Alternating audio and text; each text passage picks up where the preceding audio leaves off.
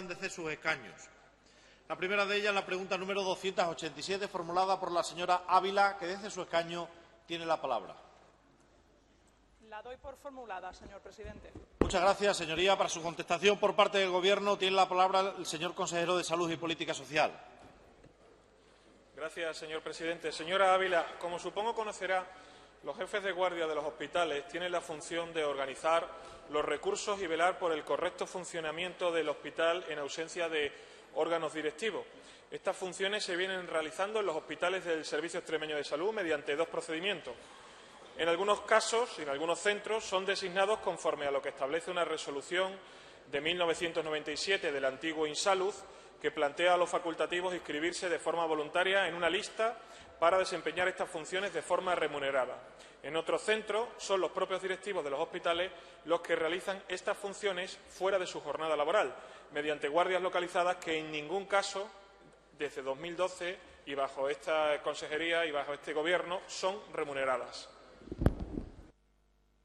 Gracias, señor consejero. Señora Ávila, tiene la palabra. Gracias, señor presidente. Gracias, señor consejero, por sus explicaciones.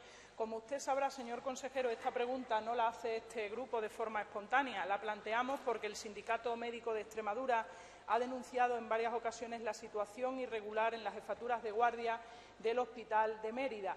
No sé si sucederá en otros hospitales, pero si es así, ya que hoy tenemos la oportunidad, me gustaría que me lo trasladase.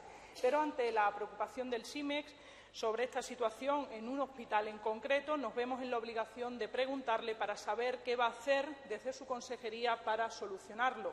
Según el sindicato, el pasado 17 de febrero denunciaron una vez más ante el secretario general del SES esta situación porque consideraban que el calendario de las guardias seguían igual, seguían apareciendo cargos directivos, aunque en el cuadrante, sí que es cierto, de marzo aparecen como suplentes. Y no sé por qué aparecerán como suplentes, señor consejero. Tal vez sea una trampa para seguir manteniendo la ilegalidad, no lo sé. Las jefaturas de guardia, según las propias instrucciones citadas y firmadas por el gerente del área, están basadas, como usted decía, en la orden ministerial del 9 de diciembre del 77, donde establece que no pueden recaer en ningún cargo directivo, ya que no hacen guardias por no encontrarse físicamente en el hospital.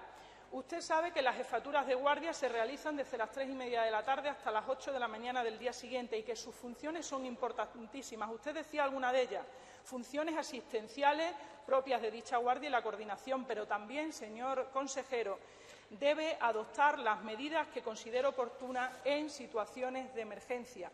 Por lo tanto, usted estará conmigo que esa persona asignada a la jefatura de guardia debe permanecer físicamente en el hospital.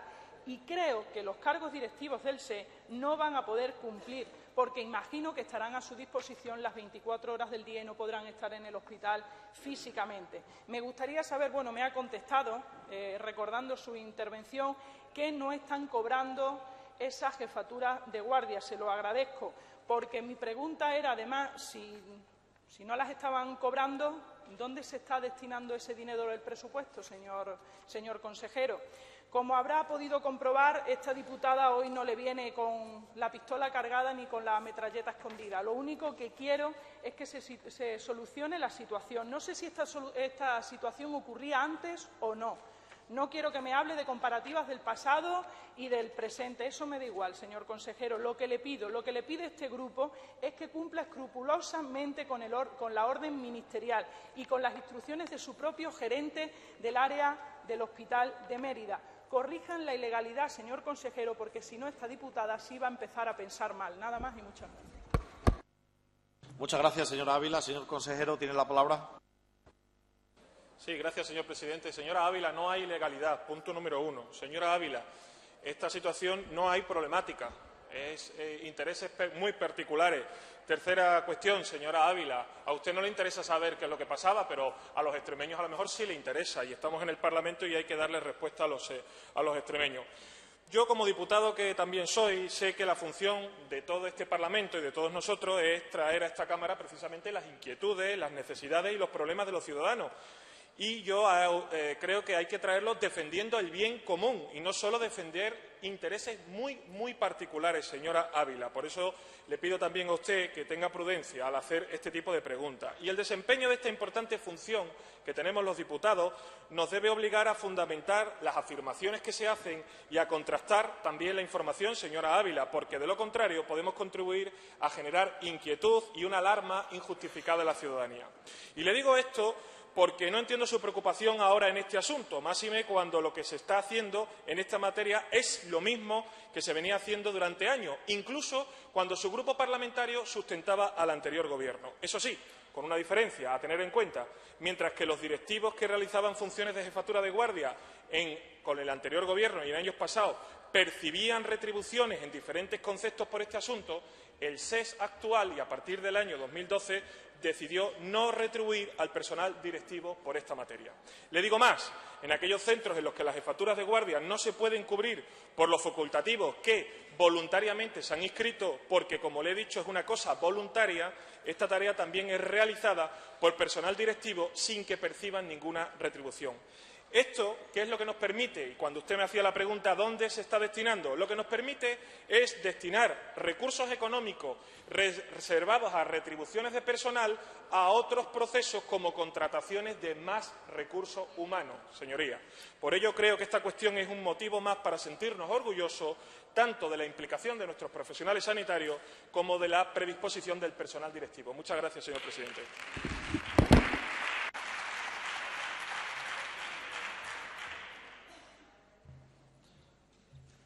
Muchas gracias, señor consejero.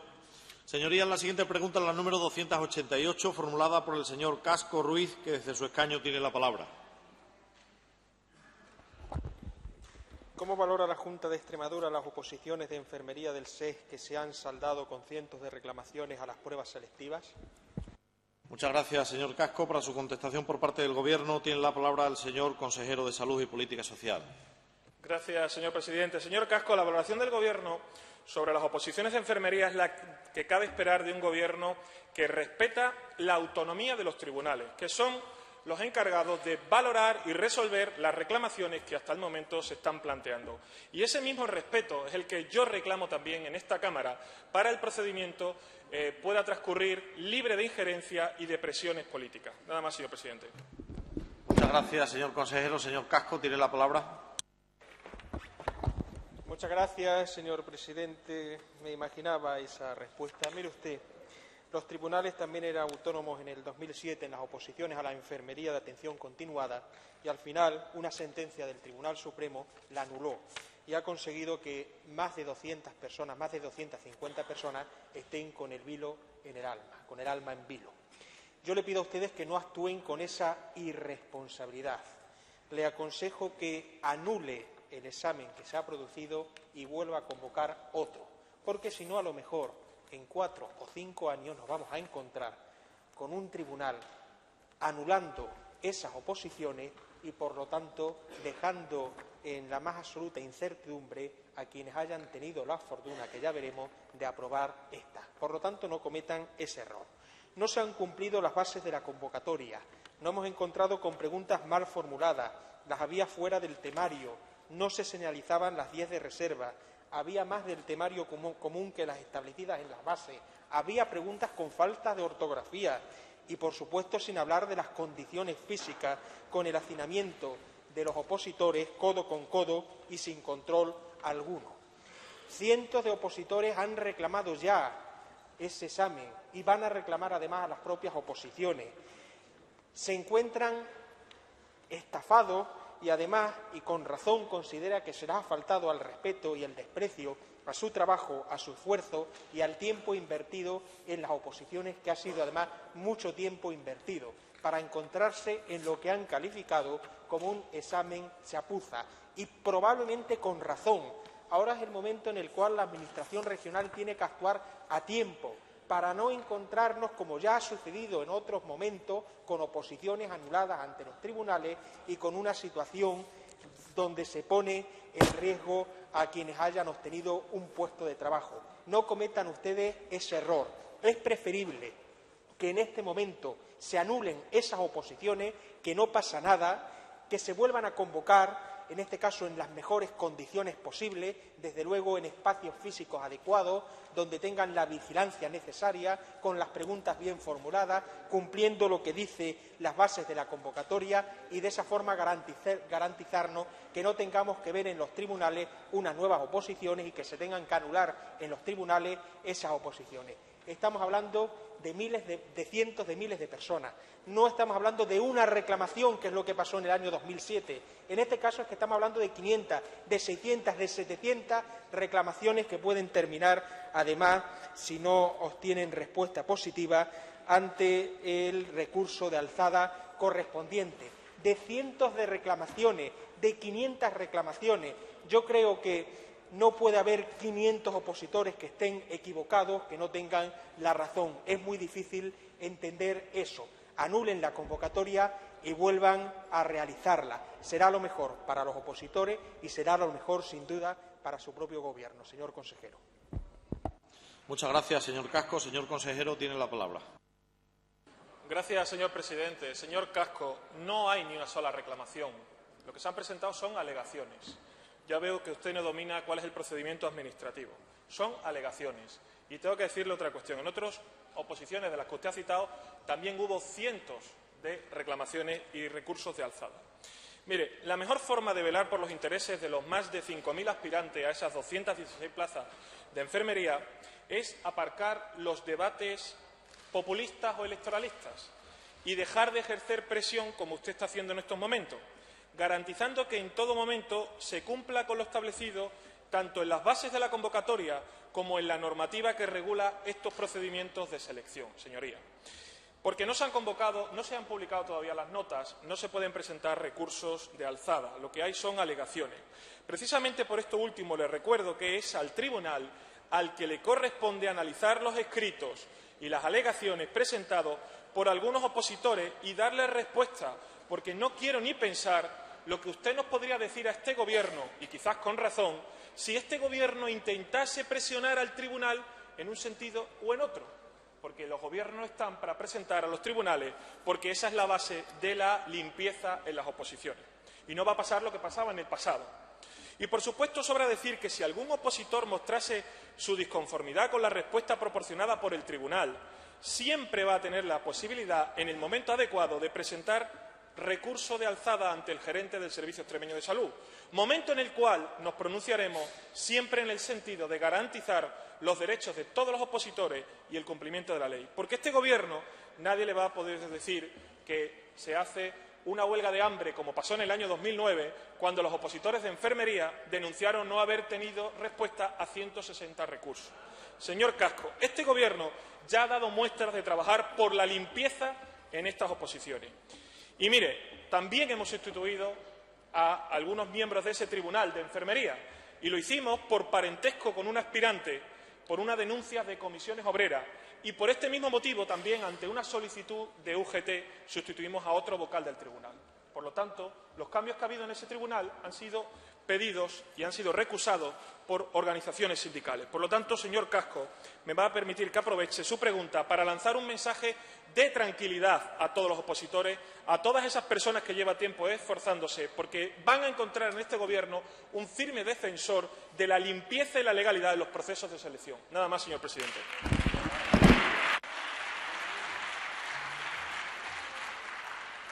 Muchas gracias, señor consejero. Señorías, la siguiente pregunta es la número 289, formulada por el señor Escobar Muñoz, que tiene la palabra desde el escaño. ¿Cómo piensa abordar la Consejería de Agricultura la ingente carga de trabajo que supone la sanidad animal ante la reducción de personal en Traxa que estamos conociendo en estos días? Y no sé si son las últimas reducciones de personal. Muchas gracias, señor Escobar. Para su contestación por parte del Gobierno tiene la palabra el señor consejero de Agricultura, Desarrollo Rural, Medio Ambiente y Energía.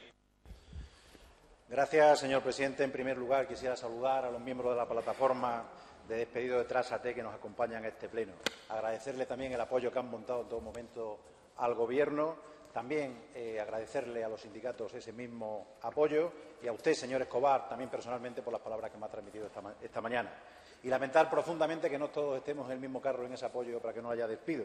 Y, sobre todo, la postura del principal partido de la oposición y de su líder, que parece preocuparle más las participaciones que tiene la Junta en Trasa que 86 trabajadores de Trasate se vayan a la calle, lo cual es algo totalmente insólito. Y eso demuestra que el líder hoy ausente y su partido están alejados de la realidad que pasa en Extremadura cuando apuestan por defender los intereses de Trasate con un 0,0033 de participaciones que tiene la Junta antes que la situación que están pasando los trabajadores de la misma. Respondiendo a su pregunta, señor Escobar, la gestión y ejecución de los programas de sanidad animal le corresponde hacerla a Trasate, al tenerlo encargado a la Consejería a través de una encomienda de gestión. Por lo tanto, la carga de trabajo y su distribución le corresponde a la empresa resolverla. A la Consejería de Agricultura le corresponde exigir el estricto y total cumplimiento de las actuaciones contratadas y que se mantengan todos los puestos de trabajo. Muchas gracias.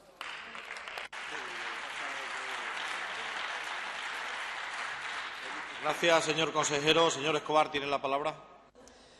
Señor consejero, he leído atentamente las declaraciones que usted hizo ayer en la prensa y, como le he dicho esta mañana, casi me queda usted sin preguntas. Lo reconozco. Pero mantengo la pregunta y, además, hay algunas cosas que me inquietan después de haber leído lo que usted decía.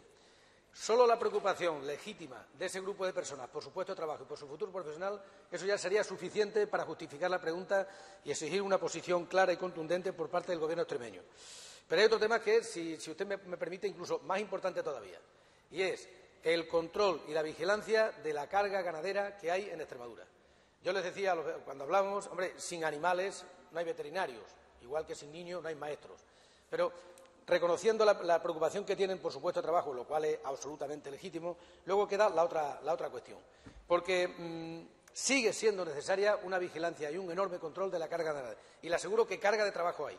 ¿Sabe usted cuántas explotaciones ganaderas fueron atendidas el año pasado por estos servicios? 33.000 explotaciones ganaderas, con más de 2,5 millones de cabezas de ganado. O sea que Extremadura efectivamente es una potencia ganadera y requiere de esos servicios. Y estamos en una situación en la que, si usted ve la evolución de las explotaciones ganaderas y el número de cabezas, va creciendo el trabajo, van creciendo las exigencias sanitarias que se nos piden desde muchísimos sitios y que nosotros nos autoimponemos para que los productos sean de calidad.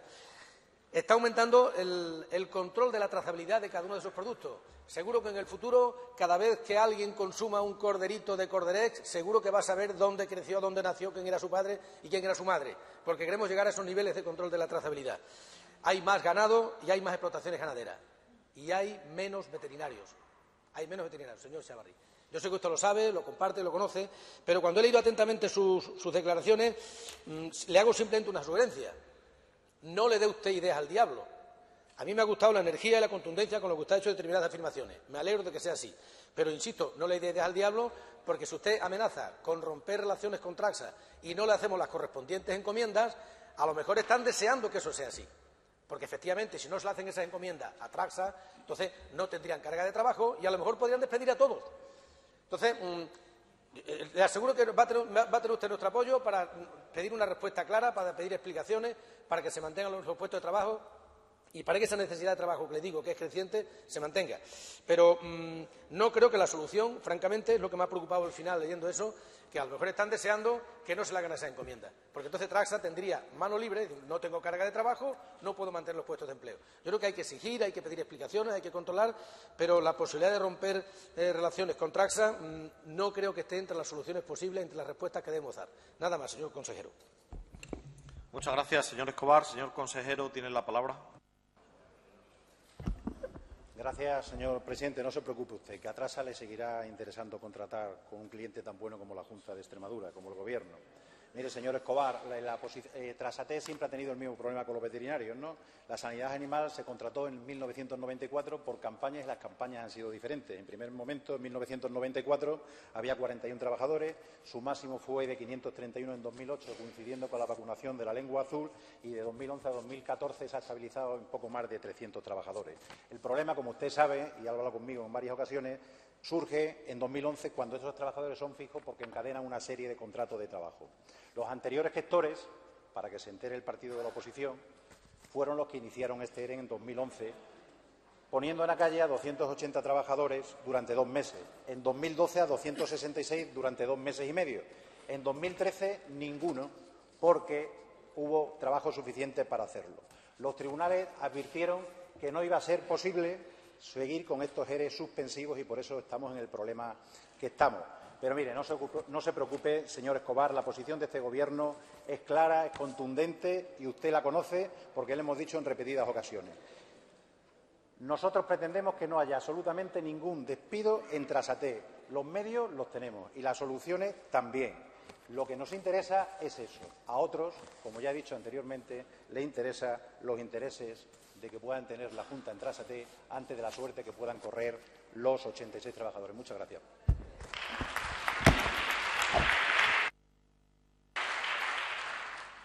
Muchas gracias, señor consejero. Señorías, la siguiente pregunta es la número 290, formulada por el señor Gómez Yuste, que desde su escaño tiene la palabra.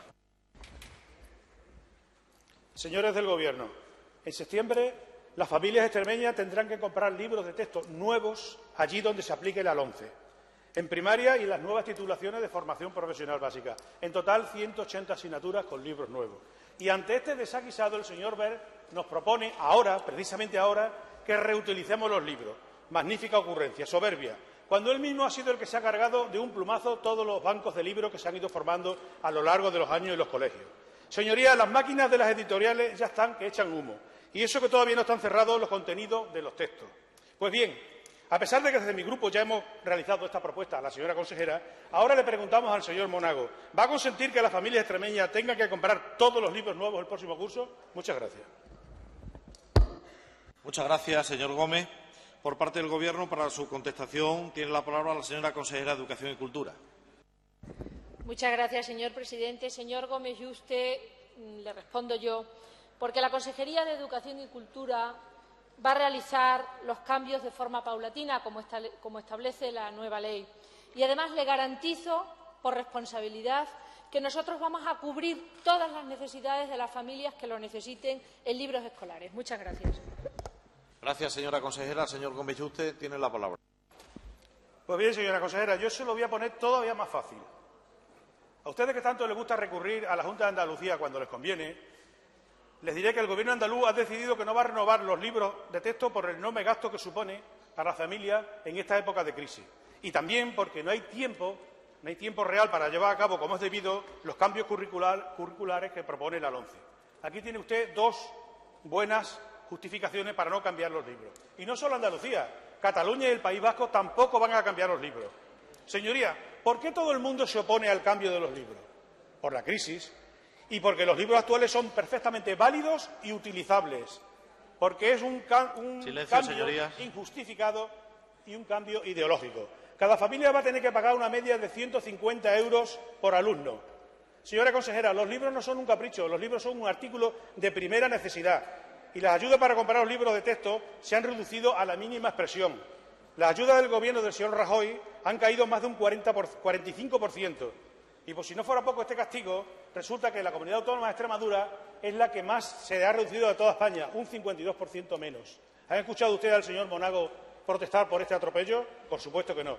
El derecho a la educación en igualdad de condiciones se está viendo seriamente comprometido al disminuir las ayudas para comprar los libros, al disminuir las ayudas al estudio, al transporte, a las becas, al disminuir los profesores. La lista es muy larga. Señorías, si tanto el Gobierno del señor Rajoy como el del señor Monago se empeñan en meternos la LOMCE con calzador en cuestión de meses, cuando ha habido leyes anteriores que han tardado hasta 5 años para aplicarse, pues bien, que así sea, pero que sean los gobiernos del Partido Popular los que se hagan cargo del gasto de los libros nuevos, al menos en aquellas familias que no puedan pagarlo. ¿O es que acaso se olvida el Partido Popular que en nuestra comunidad autónoma son casi 412.000 extremeños los que se encuentran en riesgo de pobreza y de exclusión social? ¿Que se cuentan por miles las familias que tienen el padre o la madre en paro? O lo que es peor, los dos están en paro. ¿Que hay niños que van por la mañana sin desayunar a la escuela porque las familias no pueden darle nada más que una sola comida? ¿De verdad están dispuestos a exigirle que compren de nuevo todos los libros a esta familia, sabiendo que tenemos 160.000 parados, 70.000 personas que no reciben ninguna ayuda y ustedes, mientras tanto, comprando decenas y decenas de coches nuevos para la Junta de Extremadura? Muchas gracias. Muchas gracias, señor Gómez Yuste. Señora consejera, tiene la palabra. Muchas gracias, señor presidente. Mire, señoría, sí que somos conscientes de los problemas de las familias extremeñas y fíjese si somos conscientes que tuvimos que asumir todos los desaguisados que nos dejaron ustedes, que impedían que pudiéramos ofertar un sistema educativo seguro y de calidad. Y fíjese si somos conscientes que hemos mantenido la gratuidad en comedores, en aulas matinales, en transporte escolar, en muchísimos capítulos, a pesar de tener que pagar muchas facturas que ustedes dejaron sin pagar. Mire, este Gobierno actúa con responsabilidad y no con demagogia. Este Gobierno cree en la igualdad de oportunidades. Este Gobierno garantiza a todos los ciudadanos esa oferta pública, educativa y de calidad. Y los libros de texto, como usted bien sabe, son una responsabilidad del Gobierno, efectivamente, y así los garantizamos. Y ustedes están haciendo un ejercicio de absoluta irresponsabilidad, intentando sembrar alarma cuando no la hay. Ustedes saben que ninguna familia se va a quedar sin libros. Usted sabe perfectamente, porque además es docente, que la LOMCE va a entrar en vigor porque es de obligado cumplimiento de manera progresiva y solamente el próximo curso afectará a primero, tercero y quinto de primaria. Por tanto, el próximo curso, 14-15, son esos 3 cursos de primaria los que van a verse sometidos a ese nuevo cambio de la ley orgánica. Pero, señorías, este Gobierno garantiza una vez más que no va a haber dificultades para poder llegar a los libros de textos en todas las familias. Señor Gómez Yuste, esa entrada escalonada, esa entrada racional, será la oportunidad para renovar los fondos de los libros de texto que poseen nuestros centros educativos. Mire, ustedes son el espíritu de la contradicción. Hace solo unos meses hasta se fotografiaba el señor Fernández con libros que se estaban desechando, haciéndose la foto y diciendo que los libros estaban muy viejos. Ahora me dice que se reutilicen. Mire, señoría, se van a ir renovando según entren en vigor, por lo que no entendemos ese cambio de postura que el Partido Socialista tiene. Libros sí, libros no, bancos sí, bancos no. Aclárense de una vez, porque yo sí lo tengo claro. A mí me preocupa la familia, me preocupa que los libros sirvan. Y fíjese si me preocupa, y a este Gobierno le preocupa, que hemos puesto 2 millones de euros de presupuesto propio para que lleven los libros, que estamos apostando por la plataforma digital para que sea un proyecto pionero, que estamos trabajando con la Agencia Estatal Redes para que la plataforma Escolarium, paulatinamente, de manera sosegada y no llenando las aulas de ordenadores que se quedaban en los cajones y en los armarios sin ningún motivo, los libros, como digo, se vayan sustituyendo por esos contenidos digitales. Además, les recuerdo que hay 67.000 lotes de libros completos que nos permiten algo muy importante, dar libros a los becarios y a los que no lo son. Y, por favor, no haga demagogia barata, porque eso va en su contra. Sea responsable y trabaje, que yo me ofrezco a trabajar con usted. Muchas gracias.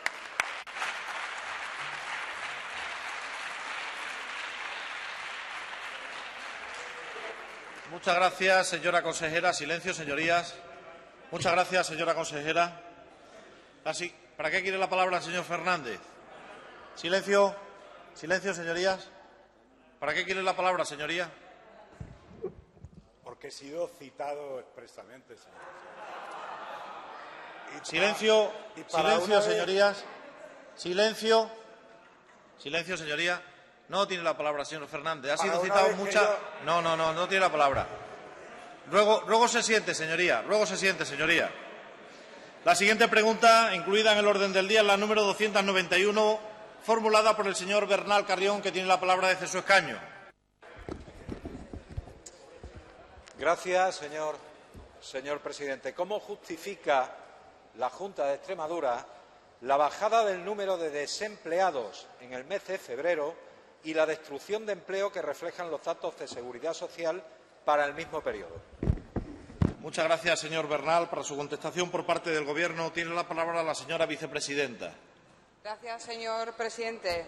Señor Bernal, el mes de febrero nos ha dado la mejor cifra, el mejor dato de paro registrado de la última década, tanto en datos, cifras absolutas, como en porcentaje. Un dato de un mes que se une además al dato que es la tendencia, el que fija la tendencia todo el año, el mejor dato interanual desde 2007, con un descenso de más de 1.600 desempleados. Baja también el paro femenino y baja en todos los sectores menos en uno. El paro juvenil ha bajado casi en un 12% de este último año y en contratación tenemos también el mejor dato desde 2008, con un incremento de más de un 5% y un incremento en contratos indefinidos de un 5,4%. Y me pregunta usted por el único dato que no es positivo en ese mes, que es la afiliación. ¿Y que cómo se justifica? Pues usted debería saber, señor Bernal, que los datos de paro y de afiliación no son vasos comunicantes, no se comportan igual porque miden aspectos absolutamente distintos del mercado laboral y ni siquiera son comparables estadísticamente, porque paro registrado es paro al cierre y afiliación es media mensual. Por lo tanto, deje usted de espigar los datos, fíjese en la trayectoria, la tendencia y valore el conjunto de los mismos. No se centre en un dato que además no se puede comparar porque ni estadísticamente son datos comparables. Muchas gracias.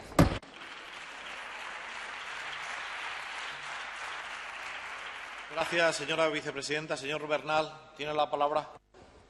Ya sé yo, señora teniente, que los datos de paro registrados son una cifra del día último del mes y el dato de afiliación a Seguridad Social puede ser media mensual, pero también sabe usted que se publica el dato de afiliación el último día del mes. Pero en todo caso, señora teniente, yo no estoy analizando aquí si hay o no tendencia. Le he preguntado por algo muy concreto. Porque, claro, si tendencia es que en febrero baje el paro en 1.996 personas, también sería tendencia que en enero hubiera subido los 7.000 y pico que subieron. No estamos hablando de eso. Estamos hablando de cómo, con menos trabajadores empleados en el mes de febrero, baja el paro. De eso es de lo que estamos hablando. La lógica, señora teniente, lo que nos dice es que si se crea empleo, por tanto, hay más afiliados a Seguridad Social, el paro baja. Y si pasa lo contrario, es decir, si se destruye empleo, el paro sube. Hay vasos comunicantes, ¿cómo no va a haberlo? El problema está cuando no se corresponden las cifras, como ha pasado en el mes de febrero, pero como ha pasado también en muchos meses de esta legislatura con ustedes gobernando. Miren, en el mes de febrero se han destruido 1.503 puestos de trabajo en Extremadura. Sin embargo, el paro ha bajado. Eso no hay quien lo explique razonablemente. Ahora, usted sabe por qué, y yo se lo voy a decir ahora también. Desde que empezó el año, señora teniente, se han destruido 7.983 empleos. Desde que empezó el año. Y, sin embargo, el paro ha subido en una cantidad menor, en 5.585 personas. Eso es una incoherencia aparente, señora teniente. Y digo aparente porque la explicación es bien sencilla. Digo, usted lo sabe y yo lo sé. Ustedes han puesto en marcha una serie de cursos en el mes de febrero que han ocupado a 2.250 personas que, estando desempleadas antes del curso y durante el curso también, sin embargo, no figuran como demandantes parados de empleo. 2.250 personas. Ustedes siguen con esa campaña de echar gente de las listas del paro por desistimiento. Siguen marchándose gente de Extremadura. Termino, señora teniente, antes de que me llame la atención el señor presidente. Con un humilde consejo. Creen empleo. Es la única manera lícita de bajar el paro en una sociedad. Porque lo contrario, señora teniente, es intentar engañar a una población que sabe mejor que usted y que yo lo que está pasando realmente en la calle.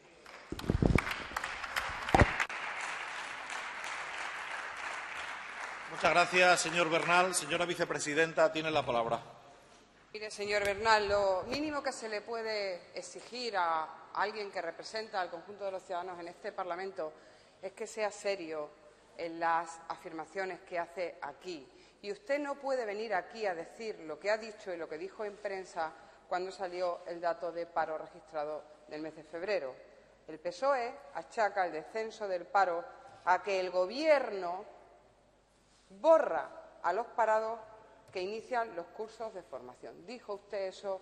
¿Está en las hemerotecas? ¿Está en la información que salió de su rueda de prensa? Pero es que ha dicho aquí lo mismo. Mire usted, usted debería saber, y le voy a pasar la orden ministerial, porque sería muy grave que usted no supiera, que los que están haciendo cursos de formación tienen que aparecer como no computables en paro registrado desde que está en vigor la orden ministerial 85, año 85, firmada por el señor Almunia. Usted acusa a este Gobierno de artificio contable por eso. Pues debería acusar al señor Almunia de artificio contable desde el año 85 y a todos los gobiernos socialistas que computaron esto.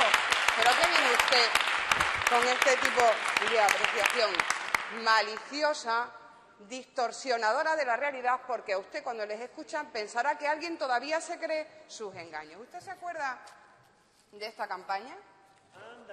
No estoy parado, estoy formándome. No estoy parado, estoy orientándome. No solo computaban, sino que hacían publicidad para sacar a los parados de las listas cuando estaban formándose. Sea usted un poco más serio, señoría.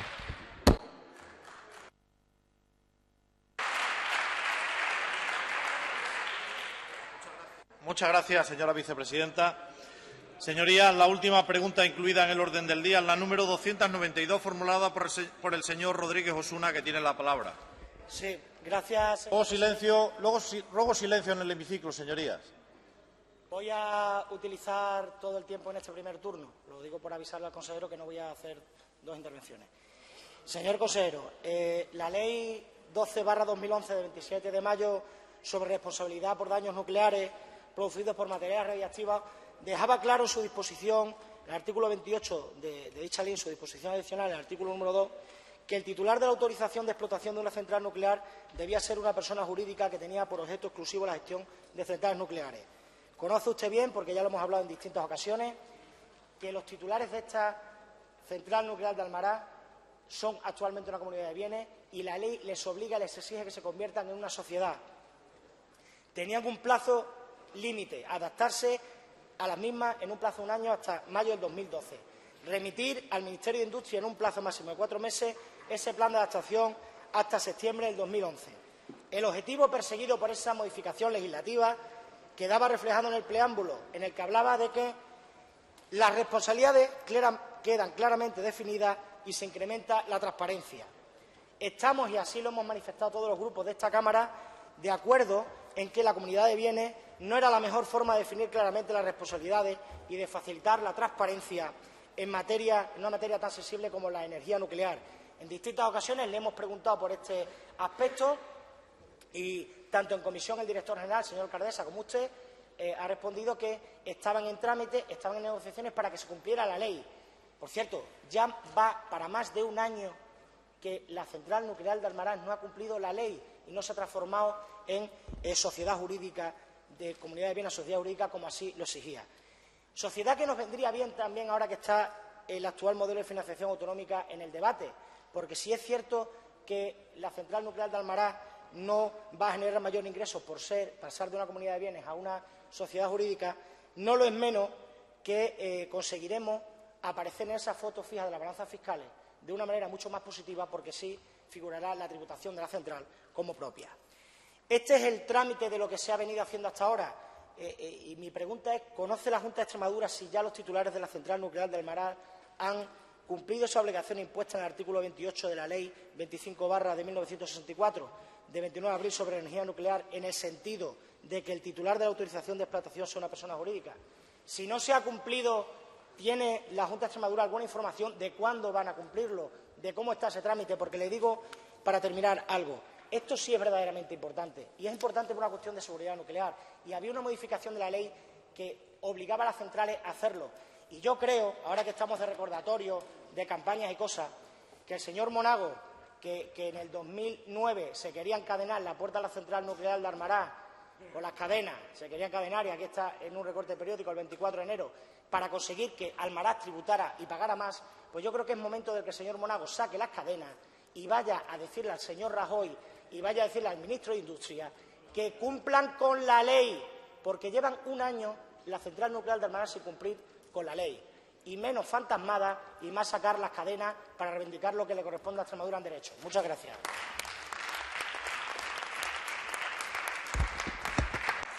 Gracias, señor Rodríguez Osuna. Para su contestación por parte del Gobierno tiene la palabra el señor consejero de Agricultura, Desarrollo Rural, Medio Ambiente y Energía. Luego silencio, señor Torre. Gracias. Gracias, señor presidente. Y, señor Rodríguez Osuna, que me vino a preguntar usted de nuevo. Mire, con respecto a esta cuestión, tanto el Gobierno como el Grupo parlamentario que lo sustenta se han pronunciado en varias ocasiones. Como usted ha dicho, yo en este Pleno, a idénticas preguntas suyas, 2 veces, como ha reconocido el director general de Industria y Energía en comisión. El Grupo parlamentario a una propuesta de Izquierda Unida. La resolución aprobada por el debate del Estado de la Región de 2013. Y nuestra posición, no puede ser de otra manera, ha sido siempre la misma. Requerimos y seguimos requiriendo al Ministerio de Industria, Energía y Turismo, competente en la materia, como usted sabe, para que exija a las empresas propietarias de la central nuclear de Almaraz el cumplimiento de la ley y que éstas, también los hemos requerido a ellas, la cumplan. La ley es la que usted dice sobre responsabilidad civil por daños nucleares o producidos por materiales radioactivos, que obliga a los titulares, en este caso cotitulares, de la empresa nuclear de Almaraz, Endesa, Iberdrola, Gas Natural, Fenosa, Hidroeléctrica del Cantábrico, para presentar un plan de adaptación. El Gobierno de Extremadura, como usted sabe, no tiene competencias para resolver en este asunto, pero sí las tiene en el legítimo ejercicio del servicio al interés general como principio de actuación que debe perseguir toda administración pública, y también las tiene como administración preocupada porque las instalaciones que se ubiquen en su territorio cumplan rigurosamente con la normativa de aplicación. Y por eso, señor Osuna, hemos instado al Ministerio y a las empresas en repetidas ocasiones a que cumplan con lo establecido en esta normativa, es decir, que se constituyan en sociedades mercantiles. La última vez, para su información, en septiembre del 2013. Pero para que tenga usted toda la información precisa y la que tenga también esta Cámara, las respuestas a nuestro requerimiento por parte del Ministerio ha sido que, al no cumplir, porque es cierto que no ha cumplido los plazos que se le señalaron, para adaptarse, tienen abierto un procedimiento sancionador por una falta muy grave, sanción que, según nos comunica el Ministerio, será reiterada incrementando su cuantía hasta que los cotitulares cumplan con su obligación legal. La respuesta que nos han dado las empresas afectadas a nuestro requerimiento es que desde un primer momento presentaron ante el Ministerio competente un plan de adaptación de forma individual, cada una de ellas, y el Ministerio le contesta que ese plan tiene que presentarlo de forma conjunta y consensuada, y ahí es donde está el contencioso y los problemas. Yo creo que con esto queda contestada a su pregunta, pero si usted quisiera ahorrarse en sucesivas ocasiones volverme a preguntar, ya le informo por adelantado que este Gobierno, dentro de sus competencias, va a seguir insistiendo y requiriendo tanto al Gobierno como a las empresas. Muchas gracias.